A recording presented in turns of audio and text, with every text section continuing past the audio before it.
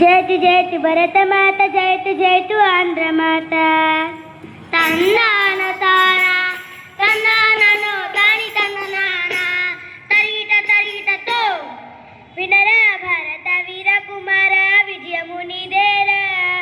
తెలుగు నేల ప్రతాప గదలు తెలియగా చెప్పేదరా. సబాష్, అదిగో అట్లా చెప్పన్నా. ఓయ్ గుంటూరు జిల్లాలో గలగల కృష్ణమ్మ వడ్డున ఆకాశాన్ని తాకే శిఖరాలతో నిలబడిన కొండలే మన కొండవీటి కొండలు. ఆ కొండల పైన వెలిసిన కోట మన రెడ్డి రాజుల కోట. అవునన్న, వేమారెడ్డి గారు కట్టించిన ఆ కోట కదా అది? అవును తమ్ముడు, క్రీస్తు శకం 1325 ప్రాంతంలో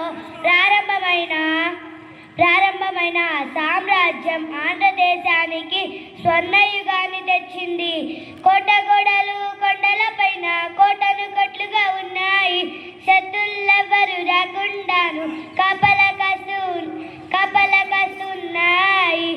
14 కోటలు పగడబందీగా కొండ వీటి పైన వెలిగాయి.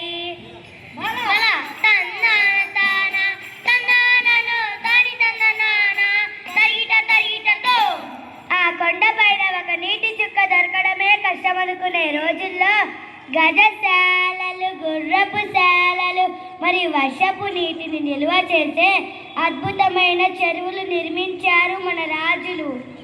మరి అక్కడ ముత్యాల శాలలు కూడా ఉండేవాడుగా అన్న మా అమ్మమ్మ చెప్పేది.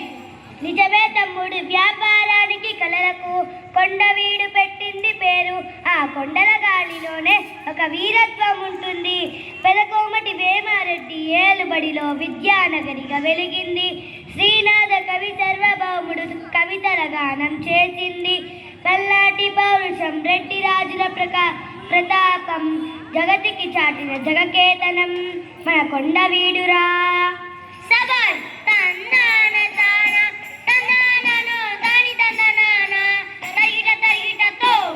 అటు ప్రతాపరుద్రుడి వీరత్వం, ఇటు కృష్ణదేవరాయల విజయం ఈనాడు ఆ కొండల గోడల మీద చెక్కు చెదరకుండా ఉన్నాయి.